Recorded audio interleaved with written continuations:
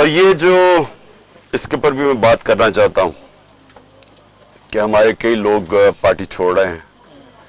میں یہ سمجھتا ہوں کہ ان میں سے خیر کئی تو خیر میں اتنا جانتا نہیں ہوں، لیکن مجھے ایک کے اوپر سب سے زیادہ افسوس ہے. وہ میرا بہت پرانا ہماری پارٹی کی جس نے بڑی جان ماری ہے، عامر کیانی کی. تو مجھے بڑا افسوس ہوا اس کے جانے کا. لیکن ان کے اوپر بہت پریشر ہے اور ہر کوئی پریشر نہیں لے سکتا. تو یہ میں اپنے لوگوں کو بھی کہتا ہوں کہ ان کو کوئی برا بھلا نہ کہے. جس طرح کا پریشر پڑا ہوا ہے آج، اس ملک کی تاریخ میں کبھی لوگوں کے اوپر ایسا پالیٹیشن پہ پریشر نہیں پڑا. پکڑ کے لوگوں کو جیلوں میں ڈال رہے ہیں، فیملیز گھروں میں گھس رہے ہیں، عورتیں ہیں، فیملیز عورتیں ہیں وہاں، ان کو عورتوں کو ساتھ اٹھا کے شیریہ افریدی اور اس کی بیوی لے گئے جیل میں. یہ کبھی ہوا ہے پاکستان میں؟ کبھی کہ کسی عمر عثمان ڈار کے گھر میں گھس کے سارا گھر توڑ دیا اور اس کی والدہ سے جو انہوں نے کیا، یہ کبھی اس ملک کی تاریخ میں ہوا ہے؟ جو عورتوں کو، جو سینز آئی ہیں عورتوں کے کہ بال پکڑ رہے ہیں، جس طرح ان کو گھسیٹ رہے ہیں، یہ نہ اس ملک میں ہوا ہے اور نہ یہ ہمارا جو روایتیں ہیں، جو ہمارا دین ہے، یہ کوئی اس کی چیز کی اجازت نہیں دیتا. اور اس سب چیز کے اندر کیا چیز رہ گئی ہے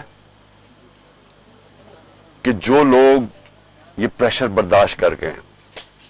میں اپنی پارٹی کے وہ لوگ جو پریشر برداشت کر گئے ہیں، قوم آپ کو ہمیشہ یاد رکھے گی، قوم آپ کو بھولے گی نہیں.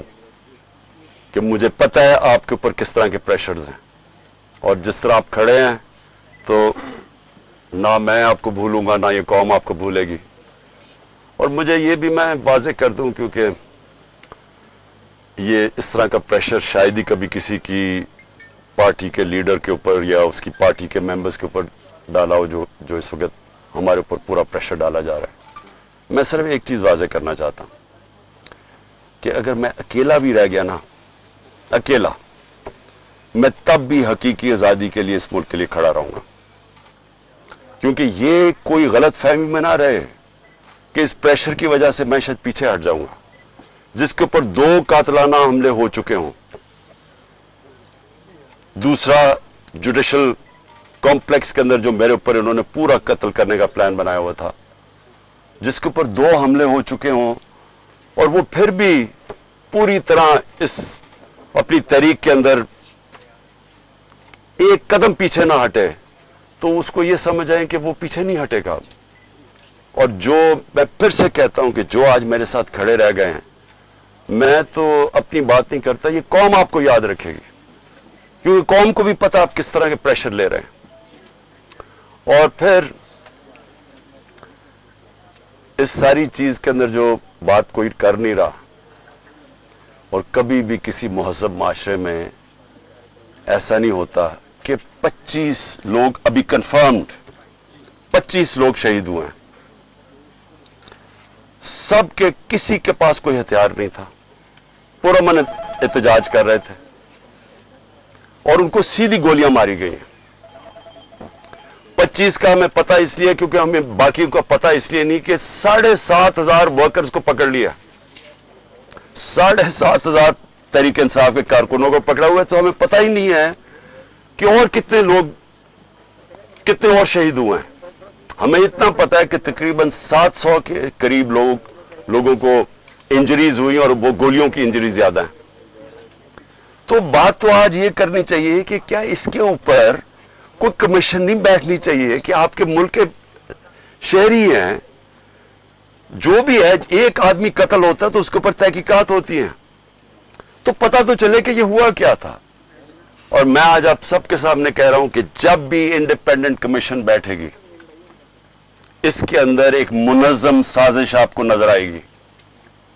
پلان کیا ہوا تھا سب کچھ، کیونکہ مجھے تو شروع میں پتہ ہی نہیں، میں تو جیل میں تھا 4 دن، مجھے تو یہ نہیں پتا کہ ہو کیا رہا تھا. تو میں جب باہر نکلا جیل سے، انہوں نے کہا جی تباہی ہو گئی، یہ ہو گیا، گھر جلائے گئے، کور کمانڈر. میں بھی حیران، یہ ہوا کیا ہے؟ کیونکہ 27 سال میں ایک دفعہ بتاؤ کہ کبھی کوئی اس طرح کی جلا گھراؤ کچھ ہوا ہے 27 سال میں؟ جب مجھے گولیاں لگتی ہیں تب تو، اور میں ایک آرمی آفیسر کو نام لیتا ہوں، اس کا انٹیلیجنس آفیسر کو، تب تو کوئی نہیں جلاتا, کب تو کوئی بلڈنگ نہیں جلتی. تو یہ ایک دم کیا ہوا ہے؟ تو اس کا ہمیں مجھے پوری طرح اندازہ, اور میں آج ڈیمانڈ کرتا ہوں کہ جب اور بنائی جائے, کیونکہ یہ بہت بڑا ملک کے اندر 4 دن جو ہوا ہے, ایک انڈیپینڈنٹ کمیشن بنائی جائے. اور انڈیپینڈنٹ کمیشن میں کیا چیز سامنے آئے گی, میں ابھی آپ کو بتا دیتا ہوں کیا چیز سامنے آئے گی, کیونکہ میرے سامنے تو فیکٹس آ گئے ہیں. ہم آپ کو ثبوت دیں گے کہ کیسے پلان کر کے لوگوں کو حملہ کروایا گیا ہے فوجی عمارتوں کے اوپر. پنڈی کے اندر پولیس نے پیچھے سے, کراؤڈ آگے کھڑا تھا, پیچھے سے پولیس نے ان کے اوپر ٹیئر گیسنگ کر کے ان کو جی ایچ کیو کی طرف دھکیلا ہے, اور راستے میں کوئی پولیس نہیں تھی جی ایچ کیو کے. یہاں جو ہوا ہے, اب ہم لاہور جانتے ہیں, میں تو پیدا یہاں ہوں, یہ پاس ہی تو ہے, 3-4 میل یہاں سے ہے وہ کور کمانڈر. کبھی سنا ہے کہ کور کمانڈر لبرٹی سے لوگ چل رہے ہوں اور کور کمانڈر گھر پہنچ رہے ہوں اور وہ خالی پڑا ہو وہاں کوئی یعنی کور کمانڈر اتنی بڑی پوزیشن ہوتی ہے, اس کو اوپر کوئی بچانے والا نہیں آئے. وہ سی سی ٹی وی کیمرہ کدھر ہیں؟ وہاں سی سی ٹی وی کیمرہ لگے ہوں گے, پتہ تو چلے وہ کون سی شکلیں تھیں جنہوں نے جلایا. اب تک تو سامنے آ جانا چاہیے تھا سب کچھ.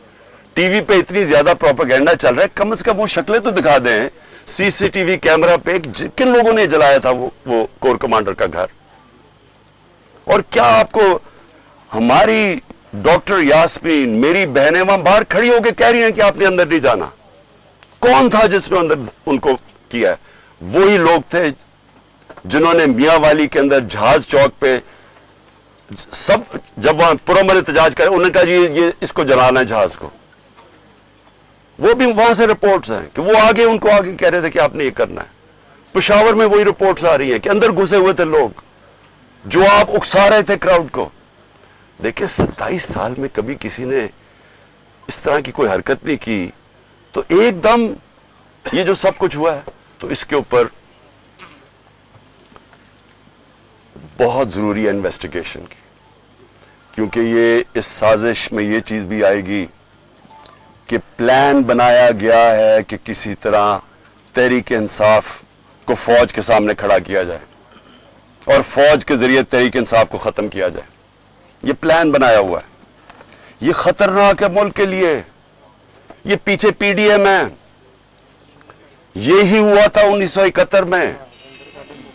1971 میں کیا ہوا تھا؟ الیکشن جو جیت گیا تھا, جو پرائم منسٹر تھا, جس کو بننا چاہیے تھا پرائم منسٹر, ایک پولیٹیشین نے سازش کی فوج کے ساتھ مل کے اور اس کو بجائے پرائم منسٹر بنانے کے اس کے خلاف ملٹری ایکشن کروایا گیا اور ملک ٹوٹ گیا. یہ وہی پلان بن رہا ہے. الیکشن میں مقابلہ نہیں کر سکتے. 37 میں سے 30 بائی الیکشن ہار چکے ہیں. تو اب ان کو یہ نظر آ رہا ہے کہ نہ کسی طرح فوج کے سامنے کھڑا کرو. کون اپنی فوج سے لڑتا ہے مجھے بتائیں؟ اگر فوج سے لڑے گا تو کیا ملک ہی ہارے گا نا. کبھی کوئی لڑتا ہے؟ یہ جو سارا کرایا جا رہا ہے, جو اکسایا جا رہا ہے, اس سے کس کو فائدہ ہوگا؟ صرف یہ پی ڈی ایم کو ہی فائدہ ہے نا.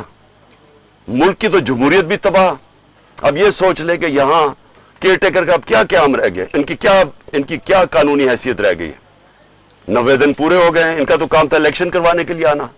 ان کو تو اب تک اب ان کا کام کیا ہے؟ یعنی ان کی کون سی قانونی حیثیت رہ گئی ہے؟ اور 70% پاکستان ہے پنجاب اور پختونخوا.